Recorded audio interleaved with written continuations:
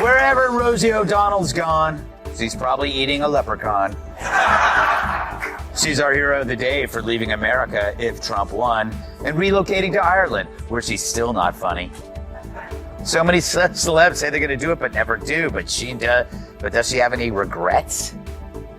I have no regrets. Not a day has gone by that I thought it was the wrong decision. I was welcomed with open arms. I knew after reading Project 2025 that if Trump got in, it was time for me and my non-binary child to leave. In what felt like the verbal version of a demolition derby, Greg Gutfeld and Megyn Kelly didn't just critique Rosie O'Donnell, they dismantled her with the precision of seasoned cynics and the flair of late-night assassins.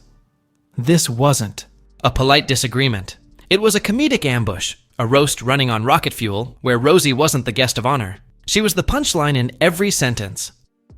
Gutfeld came armed with comedic brass knuckles. Kelly brought receipts and a polished, no-nonsense presence.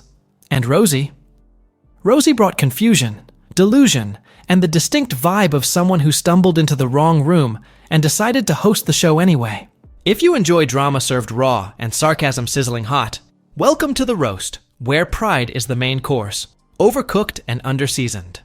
Well, join me now. Where are they now? Political style. By the way, they never give you the real reason why they're leaving. Like Ellen DeGeneres says she was going to London because of Trump. No, it's because she was a monster and everybody hates her. That's the same thing with Rosie. You know why she's leaving, right? We know why she's leaving. It's literally an ego trip. Once nobody likes you. Rosie O'Donnell's name once echoed in American households, like a foghorn trapped in a wind tunnel. Loud, constant, and just a little off-key. Her career path resembled a carnival ride designed by sleep-deprived interns. Thrilling at times, terrifying at others, but mostly leaving people wondering, why did I get on this again? If there were Olympic medals for overestimating one's own importance, Rosie would be a champion, surrounded by an entourage of bronze-plated tweets. Let's not hand out awards just yet. There's still a cringe-filled highlight reel of over-the-top outrage and spectacularly bad hot takes to go through. I haven't tortured you enough with clips from Nicole Wallace and Rachel Maddow. I decided I saw it, and so you had to as well. The following clip from Sex and the City, their latest sequel. I don't know. Oh, I know what track. this is. Oh, no. I'm sorry, Jashinsky, but it's happening. It's happening. Oh, no. For the listening audience, we are about to see Miranda, the character played by Cynthia Nixon, who is so annoying, in bed with a virgin nun played by Rosie O'Donnell. I just threw up a little in my mouth. Go ahead, roll it. Are amazing. Oh, I have never experienced anything like that. Ew. Oh my God. I'm so grossed out, Emily. Remember when Rosie crowned herself Queen of Daytime TV? She ruled her stage with an odd mix of Martha Stewart's cheer and a drill sergeant's bark. It wasn't really a talk show. It was more like a verbal cage match, complete with confused guests and audiences who weren't sure whether to clap or duck. She didn't just host, she overwhelmed. Each segment walked a line between inspiring and did she just yell at a Muppet? With a mic in hand, she turned interviews into motivational combat. It wasn't daytime television, it was a televised intervention, and Rosie was both the host and the problem. America couldn't be happier, but like I said, she's our hero of the day for doing what so many other celebs don't have the guts to do. Wow, first Ellen, now Rosie. Makes you wonder what lesbian will leave next. Then came her second act. Only instead of a graceful career evolution, we got the sequel no one asked for.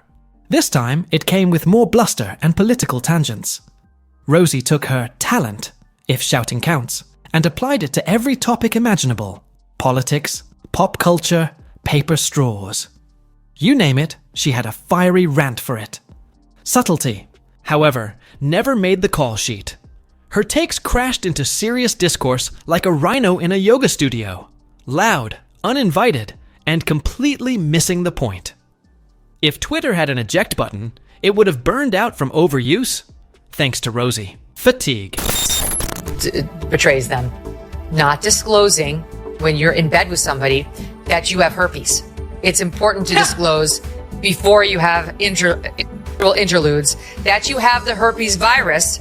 I'm sorry, Exhibit A. Here's Rosie O'Donnell bitching and moaning about her favorite person, Donald Trump. I think this is before she moved. I can't keep track of where she's living in the world to avoid them. If Rosie O'Donnell has mastered anything, it's the art of becoming her own parody.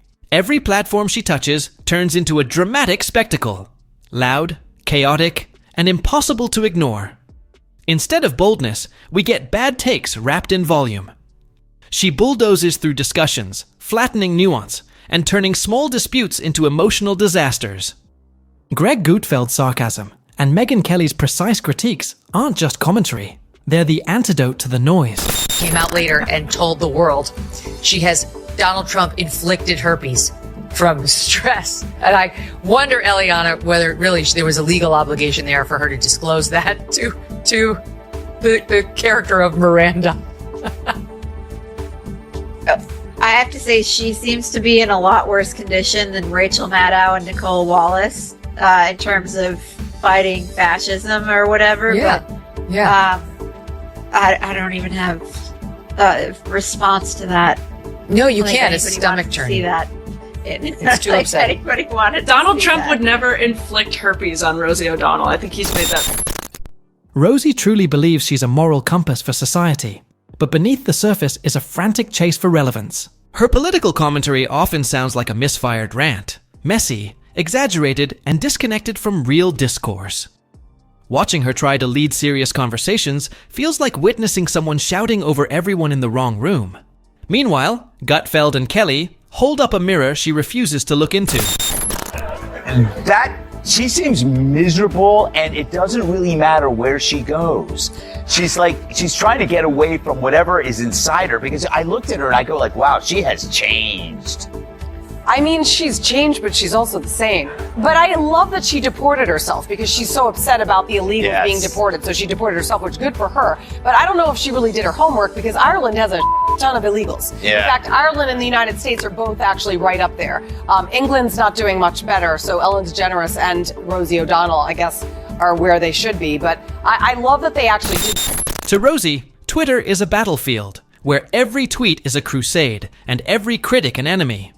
But the reality is simpler and harsher. She's not fighting the media, conservatives, or trolls. She's battling herself. Her loudest opponent is the reflection she's unwilling to face. Oh my God. I'm so grossed out, Emily.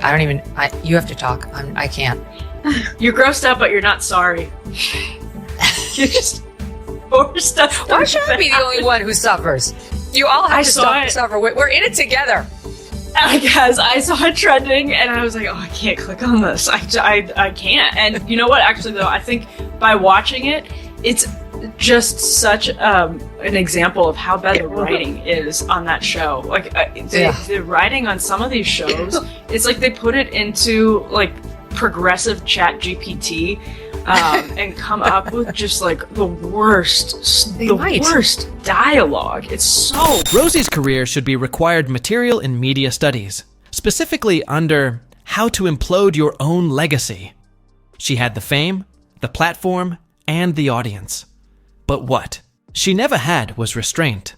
Instead of thoughtful commentary, we got tantrums in disguise, each louder and less coherent than the last.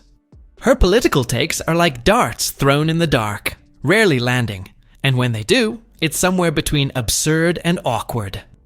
Gutfeld and Kelly highlight what Rosie refuses to acknowledge: that she's not leading a movement. She's screaming at the waves while the world keeps moving on. Rosie O'Donnell, I think he's made that very clear. Since Eliana refuses to play, Emily, I've got another soundbite for you. I didn't even know Sex and the City was back on the air. I saw it when it's happening. You have to react live to the herpes. I'm sorry. And I was like, oh, you know what? The culture stuff, that's Emily's ballywick anyway. There we go. Here's another beauty. This is Rosie in another scene singing to Miranda. Enjoy. Because I knew you. Because I knew you, I have been changed for good. It's from Wicked. I figured. If Rosie leaves any legacy behind, it's a living lesson in how not to handle fame. From her chaotic daytime TV reign to her current social media spiral, she proves that outrage without insight leads nowhere. Greg and Megyn, armed with surgical wit and brutal clarity, don't just critique. They expose. In a world where Rosie constantly tries to hijack attention with Twitter meltdowns or off-key rants, it's a relief to know there are commentators ready with the next clean, cutting takedown. When bombast meets brains, brains tend to win every time. O'Donnell ditching the U.S. for Ireland in the wake of Trump's victory, and the president is responding. Watch it. You know, you have Rosie O'Donnell. Do you know who she is? Do you know who she is? You're better off not knowing. Hardest hit, not even knowing who she is. That one's got her. But she did prove that self-deportation could work, right? Yeah, they'll find out soon enough when she gets there and eats them out of a house and home.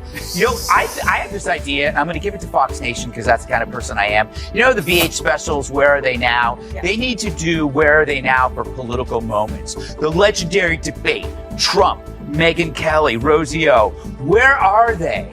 So you have where did it, like, one catapulted to the presidency, one went to NBC and then to podcast stardom, and the other one went to the land. If Rosie O'Donnell has mastered anything, it's turning herself into a walking parody.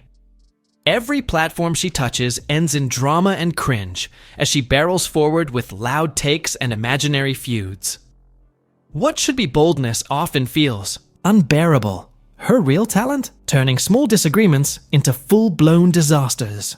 She is so outspoken. Imagine the horror in being a Democrat, like maybe a normal Democrat, like an old, blue dog Democrat, Eliana, and having one of the people most associated with your brand out there pointing to some huge growth right underneath her nose, saying it might be a pimple or it's a herpes, and then delivering an update, it's a herpes. I have herpes. Look at my herpes virus.